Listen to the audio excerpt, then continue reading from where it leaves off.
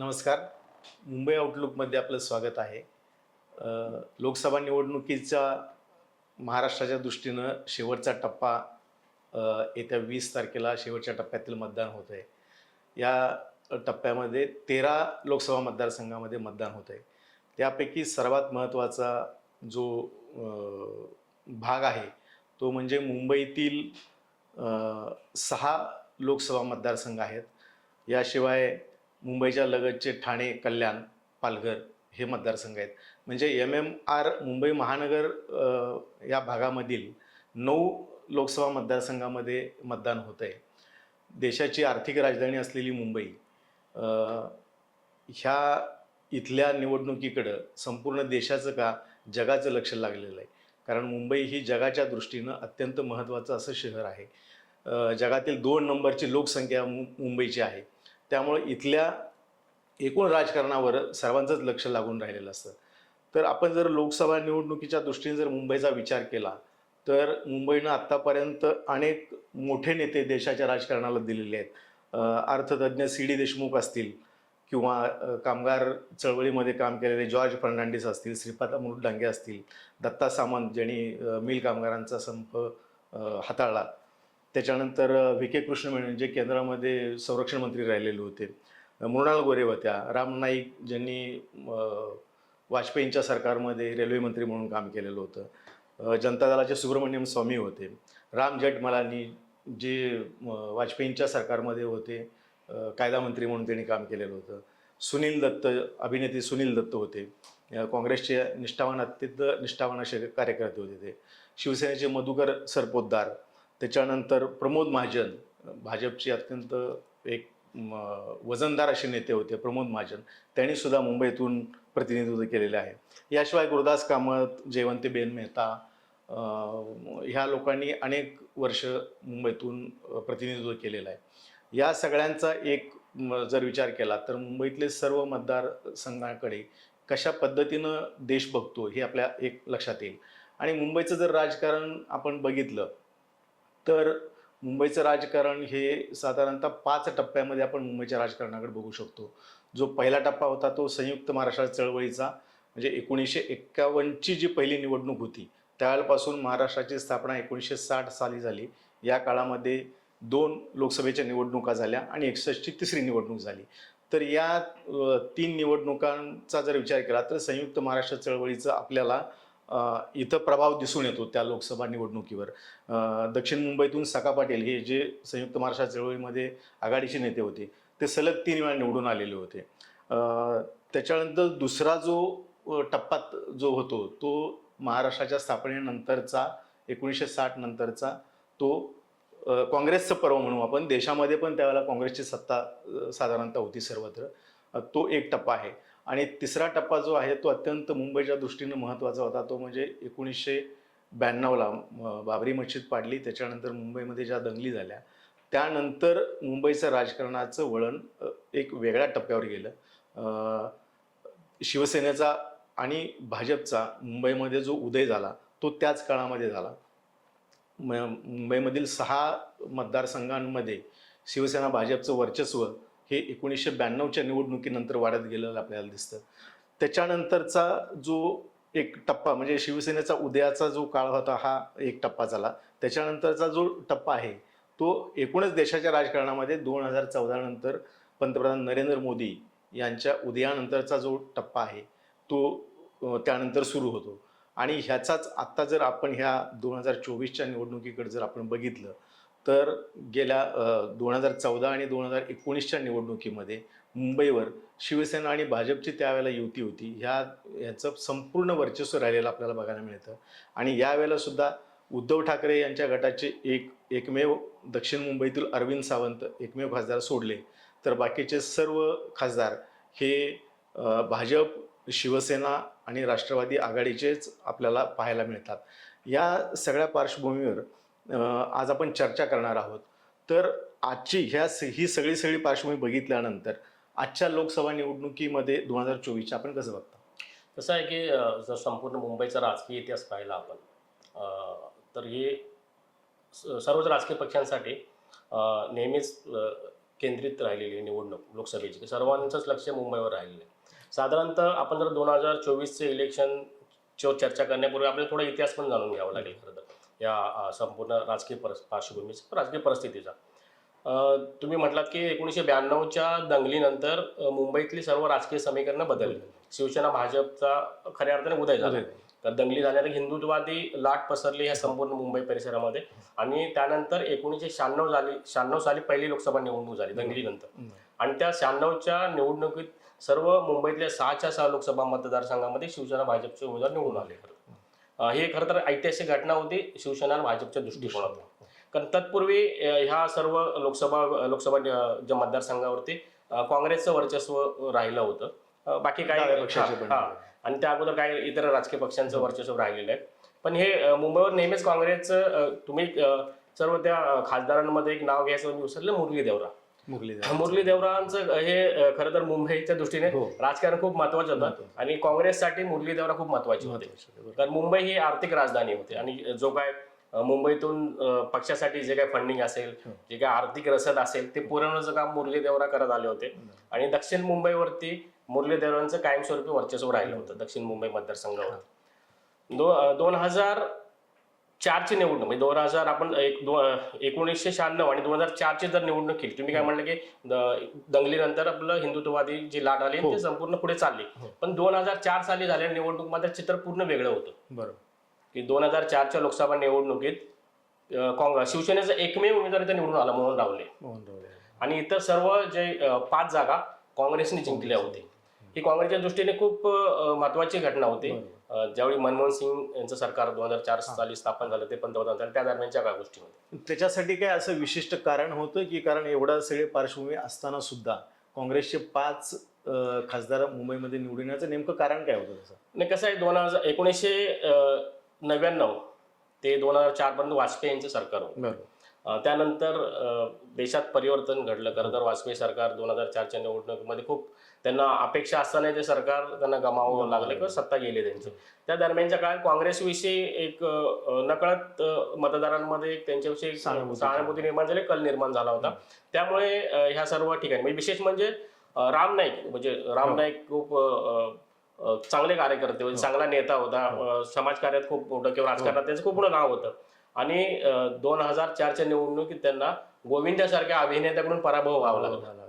खरं तर हे त्याला मी राजकीय शोकांतिका म्हणेन. खरं तर एवढाच पक्ष महत्वाचा नाही, पण एक चांगला कार्यकर्ता, चांगला नेता, चांगला लोकप्रतिनिधी लोकांनी निवडून देण्याच्या ऐवजी गोविंदासारखा नौका ज्याची काहीच राजकीय पार्श्वभूमी नाही, समाजकार्य नाही, फक्त एक अभिनेता म्हणून निवडून देणं हे त्या मतदारसंघासाठी किंवा तिथल्या लोकांसाठी खूप चुकीची हे होती, जो निकाल होता तो. आणि त्यातून पुढे मग राजकारण आलं. गोविंदाने 2 टर्म केल्या, पण त्यांना काय राजकारणात तसं काय टिकावं लागला नाही किंवा त्यांना काही हे करता आलं नाही. त्याच वेळी 2004च्या जर आपण निवडणुकीचा विचार केला तर त्यावेळी मला वाटतं एकनाथ गायकवाड त्यावेळी निवडून आले होते दक्षिण मध्य मुंबई मतदारसंघातून. बाकीची मंडळी जे काय प्रिया दत्त त्यावेळी निवडून आल्या होत्या, गुरुदास कामत निवडून आले होते, संजय निरुपम, हे सगळे काँग्रेसचे उमेदवार त्यावेळी निवडून आले होते. आता आपण 2024चा जर विचार केला, चित्र खूप वेगळं आहे, बदललेलं आहे. खरं हे यापूर्वीच्या सर्व निवडणुका शिवसेना आणि भाजप म्हणजे उद्धव ठाकरे आणि त्यांना मानणारा वर्ग जो शिवसेनेला मानतो आणि जे भाजप आहे यांनी संयुक्त लढले होते, एकत्रित लढले होते. आणि आज वेळ आलेली की शिवसेना भाजपच्या विरोधात उभी टाकली, जे उद्धव ठाकरे ज्या शिवसेनेचे नेतृत्व करतायत ते. अशी एक विचित्र परिस्थितीमध्ये निवडणूक होत आहे. त्यामुळे मुंबईतलं नेमकं चित्र काय याविषयीची जो काही अंदाज बांधण्याचं सर्वच राजकीय नेत्यांची, जे काही राजकीय पंडितांची किंवा राजकीय विश्लेषकांची जी काही हे चाललेलं आहे, पण त्यात त्यांना निश्चित सांगता येत नाही की नक्की काय होईल सांगता येत नाही. पण आपण जर एकंदरीत संपूर्ण 2024च्या इलेक्शनचा विचार केला आपण की 1996 मध्ये ज्या मतदानामध्ये शिवसेना आणि भाजपच्या विरोधात असलेला जो मुस्लिम मतदार आहे तो 2024 मध्ये उद्धव ठाकरे यांच्या शिवसेनेबरोबर ठामपणे उभा राहून दिसतोय. एक मोठं राजकीय स्थित्यंतर आहे खरं तर की ज्या मुस्लिम मतदारांनी शिवसेनेचा नेहमी तिरस्कार केला, शिवसेनेविषयी नेहमीच एक काय म्हणतो भीतीचं त्यांच्याविषयी वातावरण राहिलं किंवा असुरक्षित वातावरण राहिलं, त्या शिवसेनेला वाचवण्यासाठी मुस्लिम मतदार पुढे येताना दिसतोय. हे विशेष आहे म्हणजे आजच्या निवडणुकीत. अर्थात ते याच्या मागे उद्धव ठाकरे यांची आक्रमक शैली, बरोबर. मग नरेंद्र मोदी यांच्यावर आक्रमकपणे जेव्हा हल्ला करतायत किंवा भाषणातून ज्यांच्यावर साडेदोन आज एकही नेता त्या पद्धतीने मोदींवरती हल्ला करताना दिसत नाही. तर तो मुस्लिम मतदारांना ते भावतंय आणि मुस्लिम मतदार त्या निमित्ताने उद्धव ठाकरे यांच्याकडे आकर्षित झालेला आहे आणि तो त्यांच्यासाठी मतदान करताना या निवडणुकीत मुंबईत तुम्हाला दिसेल. ओके. आणखी एक मुद्दा असा आहे की मुंबईतल्या जर 6 लोकसभा मतदारसंघांचा आपण जर विचार केला, मुंबई हे एक बहुसांस्कृतिक शहर म्हणून आपण त्याच्याकडे बघतो. वेगवेगळ्या देशातल्या प्रांतातले लोक इथं आहेत. या सगळ्याचा ह्या मतदारसंघांमध्ये त्या मतदारसंघामध्ये त्या प्रांतातल्या लोकांचा एक प्रभाव असा काही आहे का, जाणवतं का तसं, की तो एकजिन्सीपणा त्या ठिकाणी आहे, कसं होतं? नाही, नक्कीच की त्या भागातल्या त्या प्रांतातल्या लोकांचा प्रभाव नक्कीच या सर्व निवडणुकीमध्ये जाणवतं. मुंबईत नेहमी जाणवले.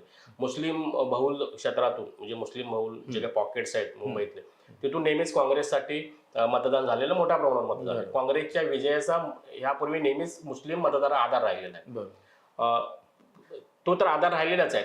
त्याबरोबरच इतर भाषिक जे मतदार आहेत, जसे की दक्षिण भारतातले मतदार आहेत, ते काँग्रेससाठी यापूर्वी राहिलेले आहेत. म्हणजे 2014च्या निवडणुकीपूर्वीचा जर आपण विचार केला तर हे सर्व इतर भाषिक मतदार हे नेहमीच काँग्रेस सोबत राहिले, कारण त्यांना शिवसेनेविषयी भीती वाटते. शिवसेनेने मराठीचा मुद्दा जो काय ज्या प्रभावाने मांडला, तर इतर भाषिकांमध्ये निश्चितच थोडं असुरक्षितचं वातावरण होतं, त्यामुळे ते काँग्रेसबरोबर राहिले. पण 1996च्या निवडणुकीत 92-93च्या दंगलीनंतर शिवसेनेने हिंदुत्वाचा पुरस्कार केला. हिंदुत्वाची भूमिका स्वीकारल्यानंतर नकळत हा जो इतर भाषिक आहे पण हिंदू वर्ग आहे, तो शिवसेनेकडे आणि भाजपकडे आकर्षित गेला, ज्यात उत्तर भारतीयांचं खूप मोठं प्रमाण आहे. उत्तर भारतीय मोठ्या संख्येने आणि तो शिवसेनेच्या पाठीशी उभा राहिला.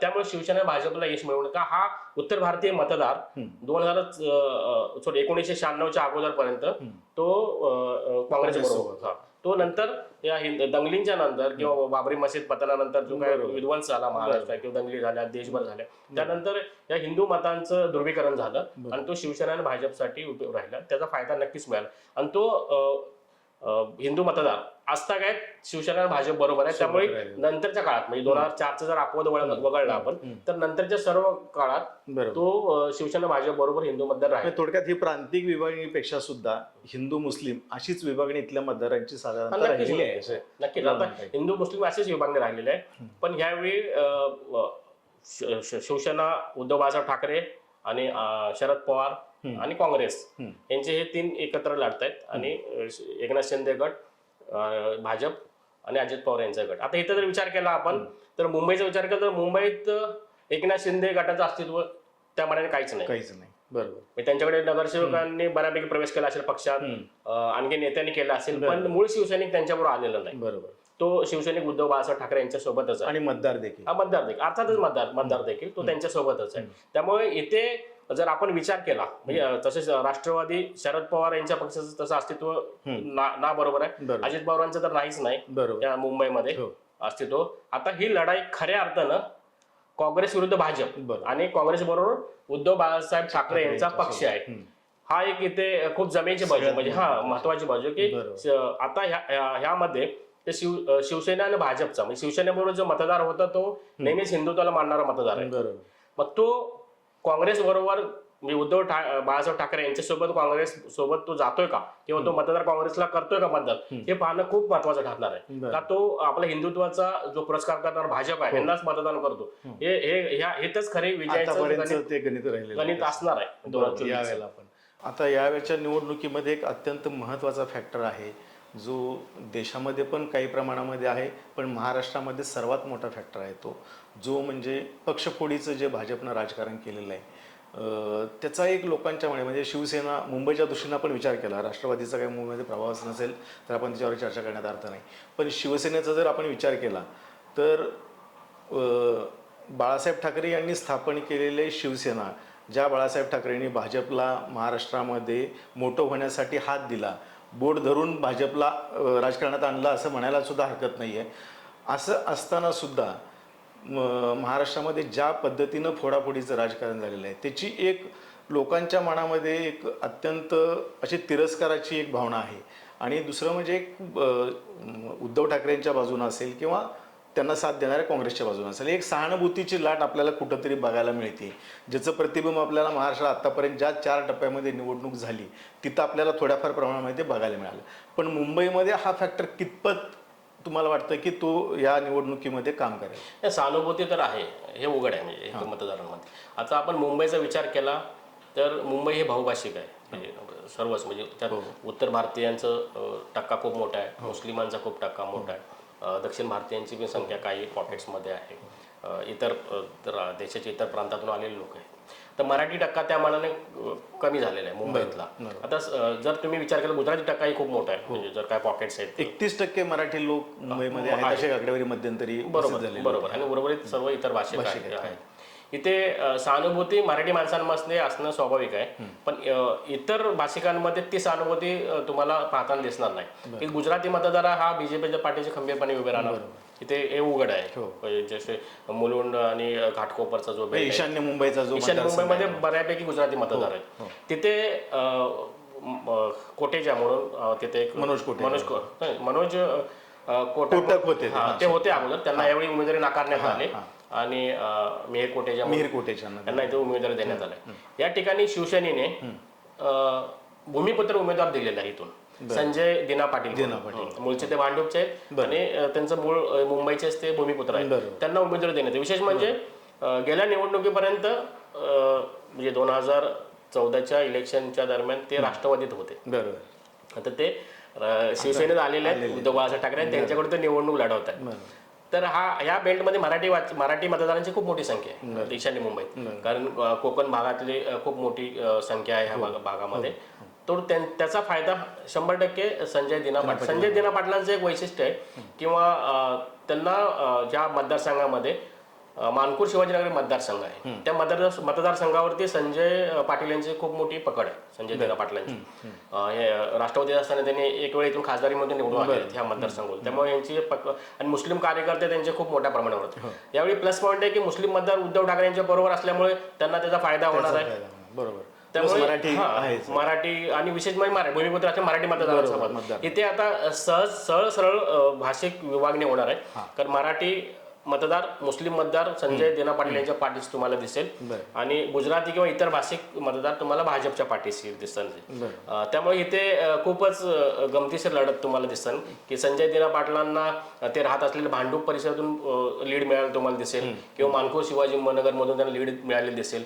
मुलुंड असेल किंवा घाटकोपर मधून तुम्हाला भाजपच्या उमेदवाराला मिहिर कोटेचांना लीड मिळालेली दिसेल. त्यामुळे ही लढत निश्चितच चुरशीची असणार. आता आणखी एक मुद्दा यातला महत्वाचा आहे की भाजप आणि एकनाथ शिंदेची शिवसेना असेल यांनी या वेळेच्या निवडणुकीमध्ये म्हणजे त्यांचे जे आपण 5 उमेदवारांच्यावर आपण चर्चा केली की 5 मतदारसंघ त्यांच्याकडे आहेत, याच्यामध्ये फक्त एक राहुल शेवाळे सोडलं तर बाकी 4 लोकसभा मतदारसंघामध्ये त्यांनी उमेदवार बदललेले आहेत. म्हणजे याचा अर्थ असा होतो का की इथल्या त्या विद्यमान खासदारांच्या बद्दल त्यांच्याविषयी नाराजी होती किंवा त्यांच्या कामाविषयी नाराजी होती किंवा एकूण भाजपविषयी नाराजी होती म्हणून त्यांना हा उमेदवार बदलायचा प्रयोग करावा लागला का? नाही, भाजपविषयी नाराजी असं म्हणता नाही, पण उमेदवारांविषयी नाराजी नक्कीच होती.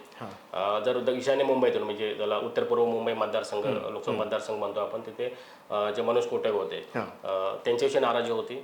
त्यांनी तिथं बदलण्याचा प्रयोग केलेला भाजपने. गोपाळ शेट्टी खरं तर उत्तर मुंबईतून खूप हमखास निवडून येणार जे काही व्यक्तिमत्व होतं, त्यांची लोकांमध्ये खूप चांगलं काम होतं, पकड होतं, तरी यावेळी त्यांना बदलण्यात आले. अर्थात त्यामागे काही राजकीय गणिते भाजपचे असतील किंवा अंतर्गत पक्षाचे काय विरोध असतील, वादविवाद असतील, त्यामुळे कदाचित ते झालं असेल, त्यांना तिथून बदलण्याचं काम झालेलं आहे. ते दुसरं की प्रमोद महाजन यांची कन्या जी पूनम महाजन आहे हिच्याविषयी पण नाराजी होती, कारण लोक मतदारसंघात अपेक्षित काम झालेलं नव्हतं. त्यामुळे तिथे त्यांनी उज्ज्वल निकम जे आपले बॉम्बस्फोट खटल्याचं ज्यांनी सरकारी वकील म्हणून काम केलं आणि एक विधितज्ञ म्हणून आणि त्यांचं या सर्व कायदेतज्ञ म्हणून त्यांचं खूप चांगलं नाव आहे. एक देशाच्या प्रति नेहमीच लोकांनी त्यांना एक देशप्रेमी म्हणून त्यांच्याकडे पाहिलं आहे. त्यांनी स्वतःची इमेज तयार केली. देशविरुद्ध जेवढे खटले आहेत ते त्यांनी लढलेले आहेत, त्यामुळे तिथे त्यांनी उमेदवारी त्यांना दिलेली आहे. राहिला दक्षिण मध्य मुंबईत एकमेव जे शिवसेनेचे आपल्या शिंदे गटाकडून जे शिंदे खासदार, विद्यमान राहुल खासदार शेवाळे. त्यांना तिथे उमेदवारी दिलेले शिंदे गट. पण इथे निवडणूक खूप चुरशीची होणार आहे. कारण एक हा खरं तर मतदारसंघ अगोदर काँग्रेसचा पारंपरिक मतदार राहिलेला आहे, म्हणजे मतदारसंघ आहे. आणि या मतदारसंघावरती काँग्रेसने दावाही ठोकला होता. वर्षा गायकवाड यांनी तो मतदार सोडावा असं म्हटलं, पण उद्धव ठाकरे यांनी मतदारसंघ तो सोडला नाही. पक्षाचे त्यांचे नेते अनिल देसाई यांच्यासाठी तो मतदार मागून घेतला आणि इथे ती लढत होते. या ठिकाणी सरळ लढत होणार आहे अनिल देसाई आणि राहुल शेवाळे यांच्यामध्ये. ह्याच्यामध्ये राहुल शेवाळे गेली 10 वर्ष ते खासदार आहेत, 2 टर्म, 2014 2019 आणि 2014 पेक्षा 2019ला त्यांचं मताधिक्य आणखी वाढलेलं होतं.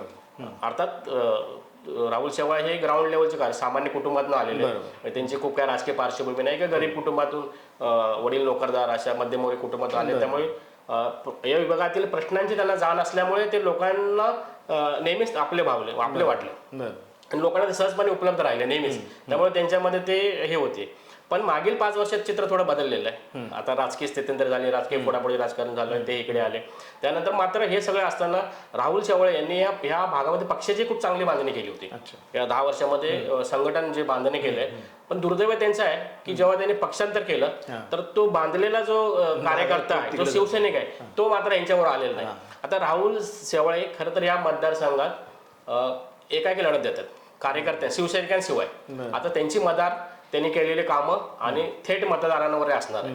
मतदार त्यांना कितपत सपोर्ट करतात. त्यांचा प्लस पॉईंट आहे त्यांना की भाजपचा मतदार आहे तो त्यांना त्यांच्या पाठीशी असणार. तो एक त्या मुद्द्यावरती, कारण मूळ शिवसैनिक आहे तो त्यांच्यापासून दूर गेलेला आहे, हे वस्तुस्थिती आहे. त्यामुळे इथे काय होईल काय नाही तुम्ही कुठलाही निर्णय तुम्ही आत्ताच सांगू शकणार नाही, कारण निवडणूक इथे खूप चुरशीची आहे असणार आहे.